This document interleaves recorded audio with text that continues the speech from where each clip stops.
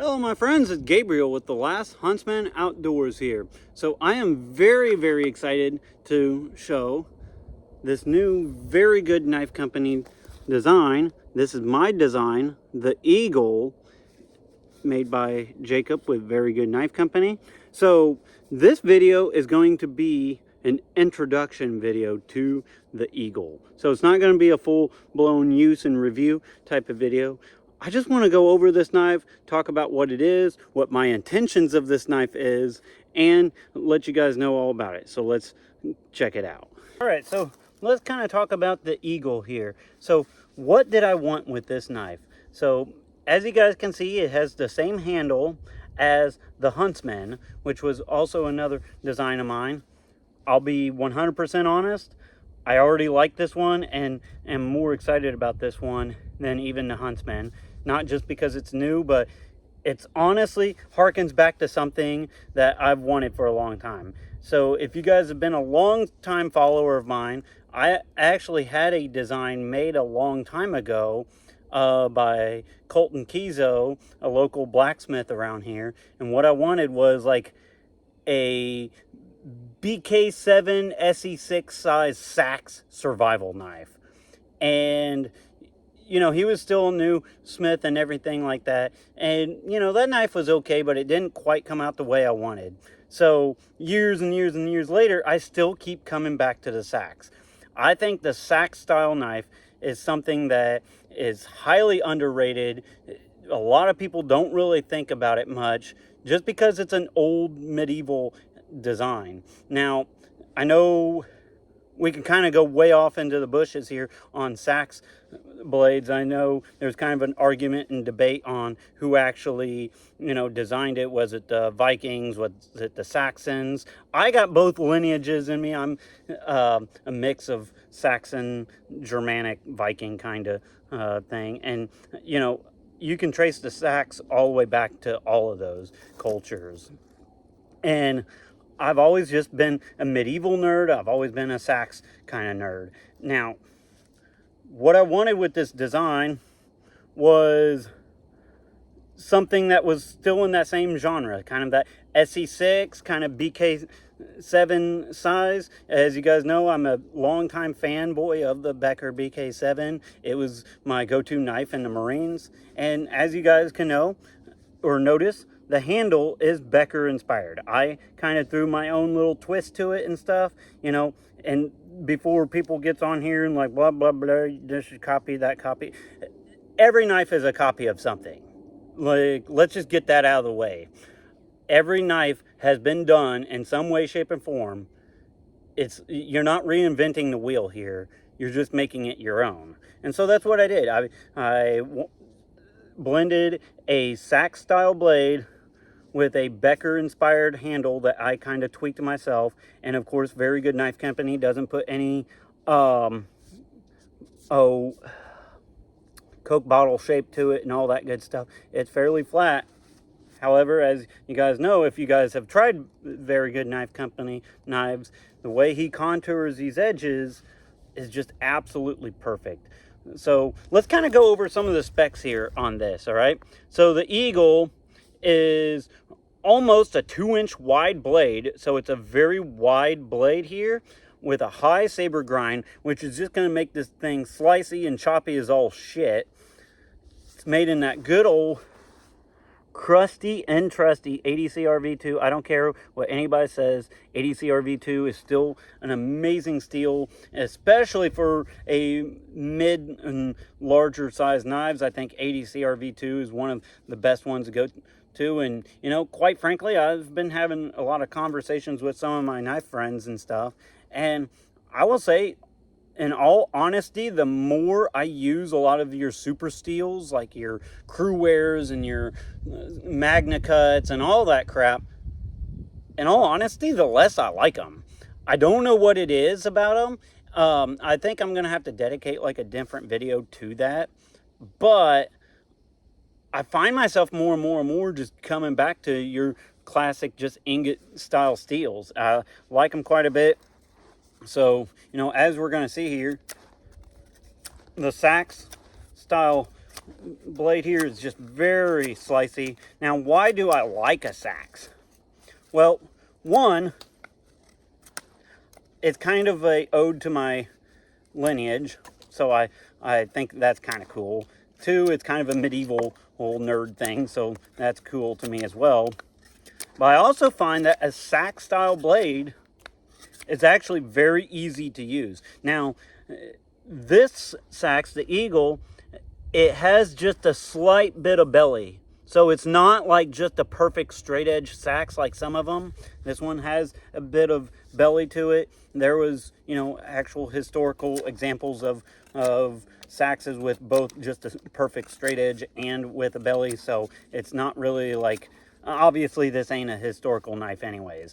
I guess really what I wanted was like a sax, modernized combat utility sax.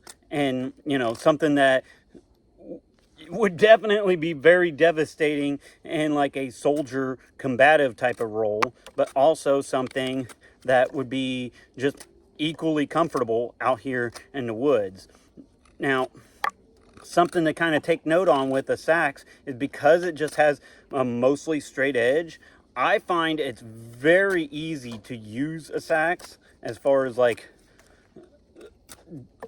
working along with the edge and everything. They're insanely easy to sharpen, especially in this good old crusty and trusty 80 CRV2. But I also find that a sax is very particular on just tip control. You could really kind of control that tip in a way that other knives are not quite as easy.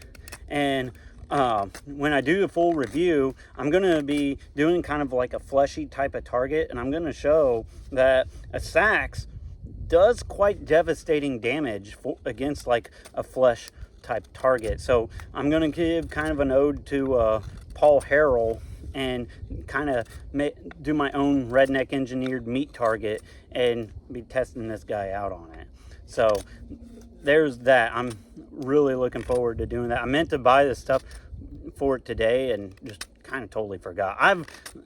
If you guys haven't heard, I got a lot of things going on. Got a new house going, got new baby, should be here any day, and all that good stuff. So if I'm a little slow on the videos, just bear with me.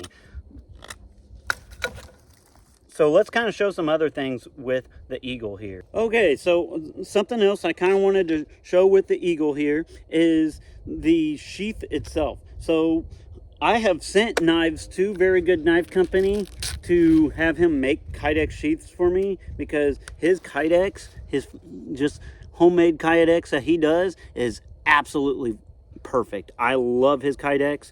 The way he's doing the both the Hawk and the Eagle sheath is it's kind of open towards the end here. So here's my Hawk, which we'll actually kind of come back to. Let me kind of work on the Eagle here for now. But yeah, we'll be coming back to the Hawk in a little bit. But so it's just a taco style sheath. Really nice retention, just awesome retention. Absolutely no rattle, and he's doing kind of a Kydex backer with a nylon loop. So this nylon loop is different than the one that came on there. The one that came with was a little longer. I didn't like it hanging that far down, so I think this is an Off-Grid Knives nylon loop. I've bought a bunch of these because the ones from Off-Grid Knives is actually pretty good, so I just slapped that on there. And of course, with that on there, it's really easy to just put right on my belt without having to take my belt off. So I enjoy that. Rides great, and you got a modernized Viking sax on hand. All right, so let's kind of talk about the handle here. So as you guys know, I already have stated this, I kind of had a Becker inspired handle for this.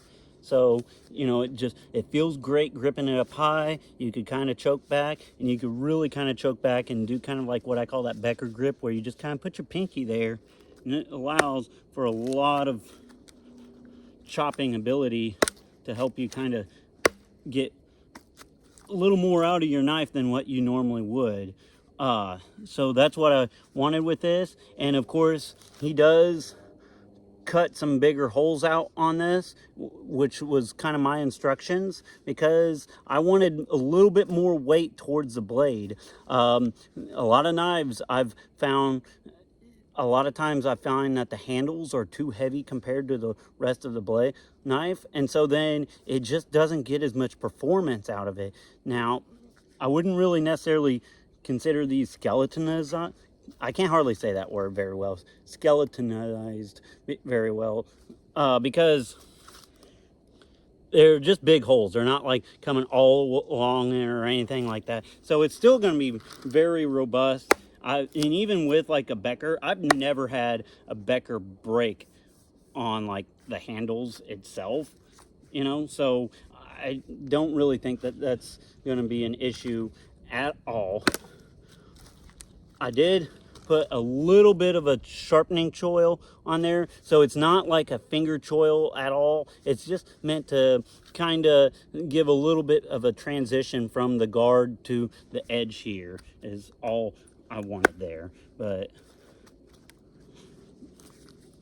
the handle, I'm very impressed with the way he's done these handles. And of course, we'll kind of get into that a little bit too. These are going to be available in 3 different colors. There's going to be a red, a blue, and a green. I find that I'm liking those colors quite a bit from Very Good Knife Company, and so that's what I decided to go with. All right, so something else to kind of consider too is it wouldn't really be my design without a really sharp spine. And Very Good Knife Company just does an awesome job with his sharp spines.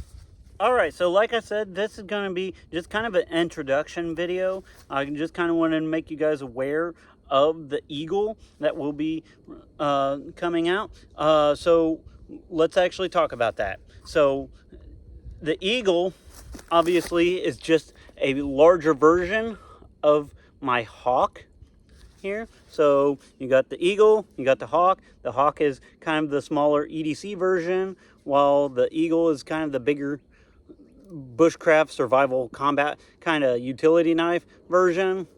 Both of these I'm very impressed with the way they came out. I'm just super happy about the way both of them came out. But the Eagle and there will be actually a drop of both the Eagle and the Hawk April 25th. So if you guys want to mark that on your calendar, because I'm having a feeling that these are going to sell out pretty quick.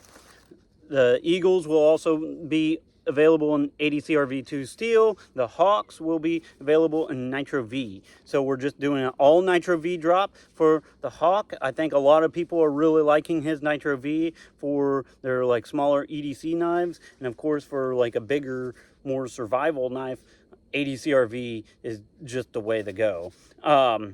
So April 25th will be the drop for both of these. And I'll definitely keep you guys updated. I'll be doing more videos, more reviews and stuff like that. But I just wanted to kind of make you guys aware of both of these coming out. And so with all that being said, be prepared both physically and spiritually. God bless and carry on.